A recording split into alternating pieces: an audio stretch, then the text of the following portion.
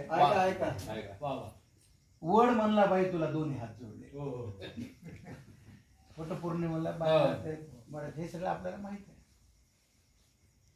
एक बाई लगबगीनं पूजेसाठी आली, एक बाई लगबगीनं पूजेसाठी आली. भक्तिभावाने वडाला चक्रा मारू लागली, भक्तिभावाने वडाला चक्रा मारू लागली. वड देवा पूजा पदरात घे, वड देवा पूजा पदरात घे. जन्मोजन्मी पुन्हा मला हाच पती दे, जन्मोजन्मी पुन्हा मला हाच पती दे. आश्चर्याने वडाने विचारलं, हाच नवरा पाहिजे? आश्चर्याने वडाने विचारलं, हाच नवरा पाहिजे? काही मन बाई तुला खरंच मानलं पाहिजे. क्या बात है. काही मन बाई तुला खरंच मानलं पाहिजे. त्याच्यावरती बाई म्हणाली, काय करणार वड दादा, खूप विचार केला. काय करणार वड दादा, खूप विचार केला. हाच नवरा राहू दे म्हणून आतून आवाज आला, हाच नवरा राहू दे म्हणून आतून आवाज आला. एवढे दुर्गुण असून सुद्धा त्याचीच निवड केली. वड म्हणायला, एवढे दुर्गुण असून सुद्धा त्याचीच निवड केली. म्हणून माय मला तुझी फार दया आली, म्हणून माय मला तुझी फार दया आली. वड देवा तसं काहीच नाही. त्याच्यावरती बाई काय म्हणाली, वड देवा तसं काहीच नाही. असं नाही की आमचं बिलकुलच पटत नाही, असं नाही की आमचं बिलकुलच पटत नाही. दुसरा नवरा मागायचा मी विचार केला, दुसरा नवरा मागायचा मी विचार केला. पण कल्पनेनंच माझा जीव कासा पण कल्पनेनंच माझा जीव कासावीस झाला. जास्तच बिलिंदर निघाल्यावर मग काय करायचं, जास्तच बिलिंदर निघाल्यावर मग काय करायचं. म्हणून म्हणलं याच्यासाठीच वडाभोवती फिरायचं, म्हणून म्हणलं याच्यासाठी वडाभोवती फिरायचं.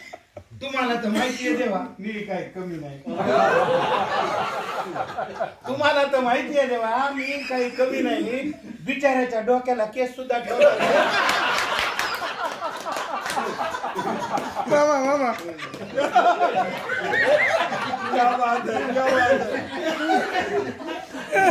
डोक्याला केस सुद्धा ठेवला नाही. अधून मधून गुरगुर करत मी थोडंच ऐकते, अधून मधून गुरगुर करत मी थोडंच ऐकते. या कानानं ऐकून या कानानं सोडून देते. माझी आई मला म्हणली, नवरा बदलायचा नाही. हा मेसेज आला कुठून? माझी आई मला म्हणली, नवरा बदलायचा नाही. एवढा बावळट माणूस तुला कधीच